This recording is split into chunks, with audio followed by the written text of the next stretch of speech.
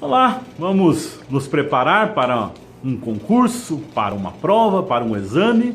Vamos ver alguns itens que são assim um plus, um algo mais quando se estuda a análise das demonstrações. Pode ser que no edital do concurso que você vai fazer ou na relação de conteúdos de uma prova, de um exame, tenha os itens índice padrão, fórmula do POM, indicadores combinados, pode ser que tenha análise financeira dinâmica. É nesse âmbito, é com este enfoque que nós vamos comentar aqui.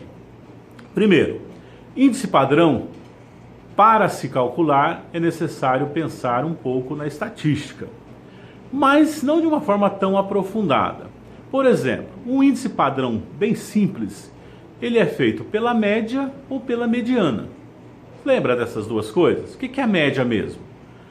Você tem uma série de dados, se é um índice que nós estamos falando, você tem índices de várias empresas e você quer encontrar o padrão do índice dessas empresas. Uma empresa tem 20% e uma tem 90%. Qual que é o padrão? Se for pela média, soma-se tudo, divide-se pelo número de empresas deste universo, dessa amostra. Temos a média. Não é o mais utilizado. Normalmente se usa mediana. A mediana, para se calcular, para se encontrar a mediana, é necessário colocar a série de dados em ordem crescente. Se eu tenho uma empresa que é 20% lá num determinado índice, outra que é 25%, outra que é 30%, eu tenho que colocar isso em ordem. Então, da menor para a maior. Feito isso, eu vou ver onde está o meio. Por exemplo, se eu tenho uma série de 20 empresas, eu não vou ter uma única empresa no meio, porque é um número par. Então eu tenho o 10º item e o 11º, os dois estão no meio. Nesse caso, então, a mediana não será um daqueles índices, sim a média entre os dois itens, ou os dois índices que ficaram no meio. Então, primeiro eu tenho que fazer a separação, a ordenação, e depois encontrar o que está no meio. Se for uma série de dados ímpar, basta pegar o que está no meio, que é a mediana. Se for uma série de dados par, tem que pegar os dois que estão no meio para fazer a média dos dois, certo? Então, esse é o cálculo de um índice padrão pela mediana. Eu encontro o padrão. Como utilizar na prática, para fins de análise, um índice padrão? Basicamente para saber se a empresa analisada está abaixo do padrão ou acima do padrão. Depois que você encontrou isso, se o padrão é 50 e a empresa deu 40, isso quer dizer que está abaixo. Agora, esse abaixo do padrão quer dizer que está pior do que o padrão ou está melhor? Não é por estar abaixo do padrão que obrigatoriamente estará pior. Por quê? Nós temos índices em uma análise financeira, uma análise econômico-financeira, que quanto menor, melhor. Por exemplo, o endividamento. Se o padrão de endividamento de uma série de empresas é 50% e a empresa analisada é 40%, isso quer dizer que ela é menor que o padrão, mas isso quer dizer que está melhor que o padrão. Já se nós estamos analisando o índice de liquidez corrente do padrão, vamos dizer que seja lá pela mediana 1,15. Se a empresa está com 0,90, ela estará menor que o padrão e, consequentemente, pior que o padrão, porque a liquidez, quanto melhor for a liquidez, quer dizer que a empresa está quanto maior for a liquidez, quer dizer que a empresa está em melhor condição, certo? Então, são algumas fases. Colocar a série de dados em ordem crescente, encontrar o número do meio ou os dois números do meio para encontrar a mediana e depois comparar a empresa em qual parte que está. Uma outra forma de analisar um pouco mais apurada é separar a base de dados ou os dados que temos à disposição de várias empresas em 10 partes, que é o cálculo pelos DCIs. Lembrando o seguinte, os dados são separados em 10 partes, mas nós vamos encontrar 9 DCIs. Por quê? Porque eu tenho que utilizar 2 grupos de dados para calcular um decil. Então eu considero o primeiro com o segundo grupo, calculo o primeiro decil, o segundo com o terceiro grupo, calculo o segundo, e assim até o nono com o 10º grupo, vou calcular o nono decil, certo? Isso vai, além de dizer se a empresa está acima, ou melhor ou pior do que a média, do que o padrão, vai dizer também se o quanto está melhor ou o quanto está pior, onde nós podemos então, com base nos DCIs, atribuir notas ou conceitos para os grupos de empresas de acordo com o resultado, certo? Isso é importante lembrar, isso é basicamente o que é necessário saber da utilização de índices padrão pela mediana ou pelos DCIs no que diz respeito à análise das demonstrações. E mais uma coisa, lembrando o seguinte, assim como no padrão pela mediana, nem sempre estar abaixo é pior, depende da característica do índice. Quando nós temos os DCIs com as notas, é importante você saber também o seguinte, um item ou um índice que é do tipo quanto menor melhor, se ele estiver comparado, estiver o mesmo percentual do primeiro decil, ou seja, o menorzinho de todos, quer dizer que ele tem a nota maior e o conceito melhor, que dentro do que normalmente se estuda é o conceito excelente ou o conceito ótimo, depende da classificação, mas normalmente se usa o termo excelente. Se, por outro lado, um índice do tipo liquidez corrente, que é quanto maior, melhor, para que ele esteja com conceito excelente ou com nota 9, ele tem que estar no outro lado, ele tem que ser do último decil, do nono decil. Então é mesmo critério de análise. Está abaixo, é o primeiro ou segundo decil.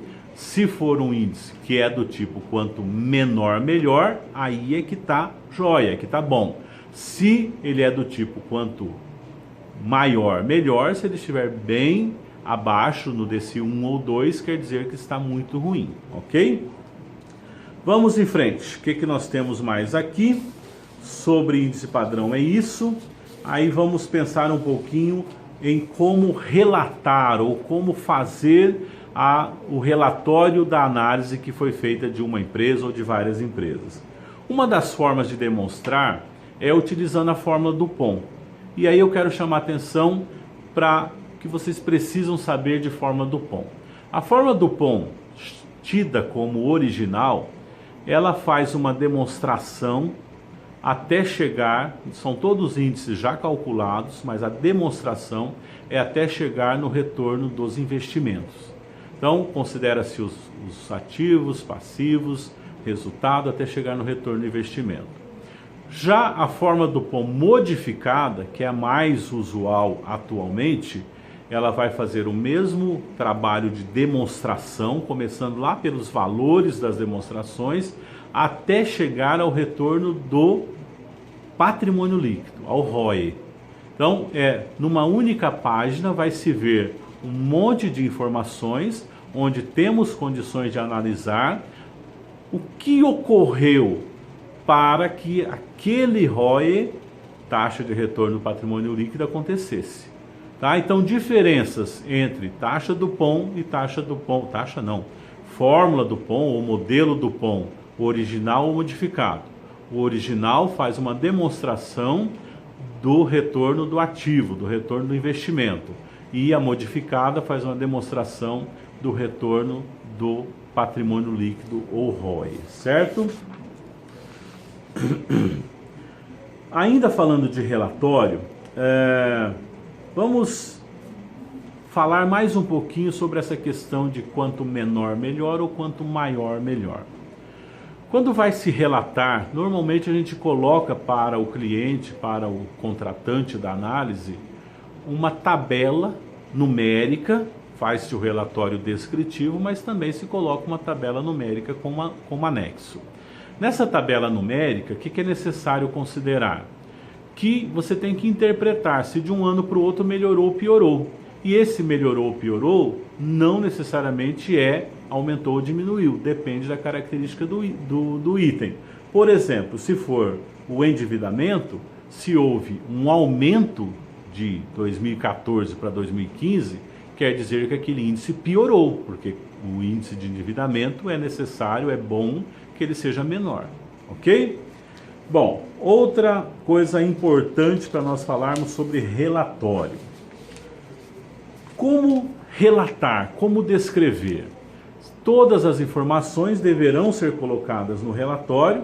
Por exemplo, considerando o índice padrão, podemos afirmar que a liquidez geral da empresa está abaixo da média, porque a empresa nós calculamos dessa empresa 0,80 e a média é 0,90. São informações que são aqueles números que serão descritos. Outra coisa que pode ser falado, considerando o endividamento geral, observamos que a empresa está melhor que a média, porque a média é 50% e calculamos 45% dessa empresa.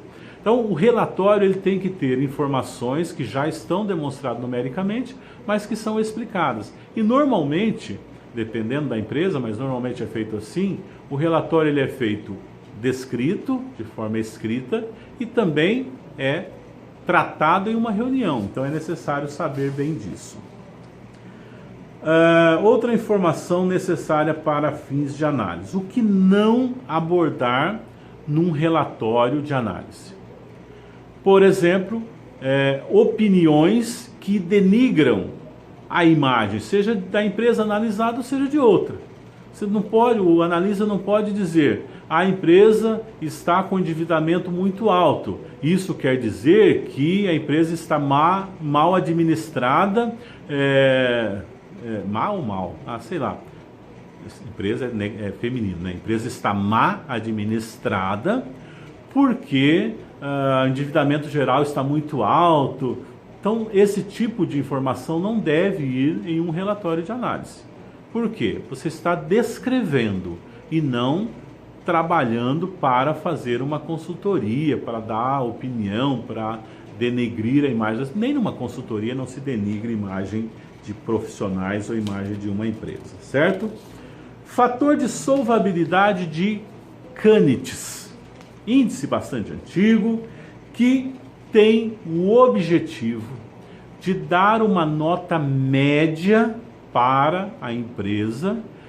Para que seja possível calcular essa nota média, existe uma fórmula que chama-se fator de solvabilidade, que considera vários itens, várias informações que já foram inclusive utilizados para outros indicadores, mas traz um novo índice.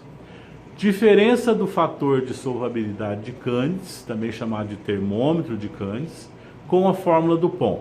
A fórmula do POM não calcula um novo índice, ela simplesmente descreve, demonstra os índices já calculados para que se tenha uma visualização e possa se trabalhar com cenários de modificação. Aí, se a receita não tivesse sido tanto e foi tanto, e fosse tanto, como é que ficaria? Então a fórmula do POM não cria um novo índice.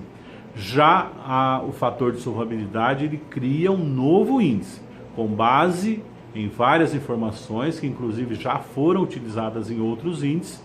Ele vai criar um novo índice para então dizer se a empresa está numa situação de solvabilidade ou de solvência, uma situação confortável, se a empresa está numa situação de instabilidade ou penumbra, ou se a empresa está numa situação de problema, de insolvência, que dificilmente terá condições de se reerguer.